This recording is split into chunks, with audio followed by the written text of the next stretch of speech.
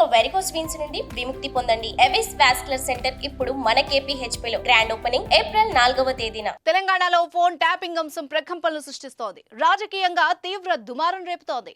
Phone tapping పై అప్పటి ప్రభుత్వం BRS ను కాంగ్రెస్ తో పాటు బీజేపీ నిందిస్తున్నాయి. ప్రధానంగా అధికార పక్షం కేటీఆర్ ను టార్గెట్ చేసింది.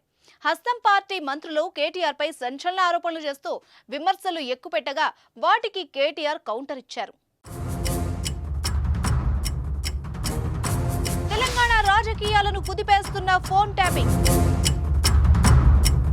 హీరోయిన్లను కేటీఆర్ బెదిరించారంటూ ఆరోపణలు.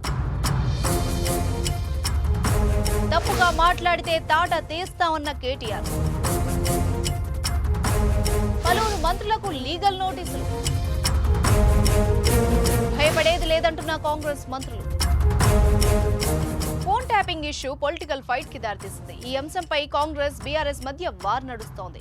ఇప్పటికే కేసును విచారించి పలువురు పోలీసు అధికారులను కటకటాల్లోకి నెట్టిన ప్రభుత్వం త్వరలోనే పలువురు రాజకీయ ప్రముఖులకు కూడా నోటీసులు ఇవ్వనున్నట్టు వార్తలు రావడం ఉత్కంఠ రేపుతోంది. ఇదిలా ఉంటే తాజాగా ఫోన్ ట్యాపింగ్ పై మంత్రి కేటీఆర్ ఘాటుగా స్పందించారు. ఫోన్ ట్యాపింగ్ వ్యవహారంతో తనకు ఎలాంటి సంబంధం లేదని చెప్తూ కాంగ్రెస్ నాయకులపై తీవ్ర ఆగ్రహం వ్యక్తం చేశారు. నాకు ఎలాంటి ఇల్లీగల్ వ్యవహారాలతో నాకు సంబంధం లేదు. ఫోన్ ట్యాపింగ్ అని చెప్పి లీకు వీరుడు రేవంత్ రెడ్డి గారు పాపం డైరెక్ట్గా ప్రెస్ కాన్ఫరెన్స్ పెట్టే దమ్ము లేదు. డైరెక్ట్గా ఆధారాలు ప్రజల ముందు పెట్టే దమ్ము లేదు. ఏముందో విషయం ఎవరికి తెలియదు. పోలీస్ రిమాండ్లో ఉన్న వాళ్ళకి కూడా ఫోన్లకు వెళ్ళి మీకు లీకులు వస్తాయి. ఈయన లీకు వీరుడు. మరి లీకు వీరుడు ఏదో కష్టపడి నా క్యారెక్టర్ అసాసినేషన్ చేయాలనే ప్రయత్నంలో చాలా బలంగా ఉన్నాడు. తెలంగాణలో పలువురు రాజకీయ ప్రముఖులతో పాటు సినీ ప్రముఖుల ఫోన్లు ట్యాప్ చేశారన్న వార్తలు వచ్చాయి. వాళ్లని బెదిరించారని కూడా ఆరోపణలున్నాయి. వీటిపై కూడా కేటీఆర్ క్లారిటీ ఇచ్చారు. ఫోన్ ట్యాపింగ్ వ్యవహారంతో తనకు ఎలాంటి సంబంధం లేదని ఆయన అన్నారు. ఫోన్లు ట్యాప్ చేసి తాను హీరోయిన్లను బెదిరించాలని ఇటీవల ఓ మంత్రి అన్నారని, ఇలాంటి అసత్య ఆరోపణలు చేసే వాళ్లను తాను వదిలిపెట్టబోనని హెచ్చరించారు. వీరిపై చట్టపరమైన చర్యలు తీసుకుంటామని చెప్పారు. చెత్త మాటలు మాట్లాడితే మంత్రి అయినా సీఎం అయినా తాట తీస్తామని వార్నింగ్ ఇచ్చారు. హీరోయిన్లను బెదిరించాల్సిన అవసరం తనకు ఏముందని ప్రశ్నించారు. ఏ హీరోయిన్ తోనూ తనకు సంబంధం లేదని కేటీఆర్ స్పష్టం చేశారు.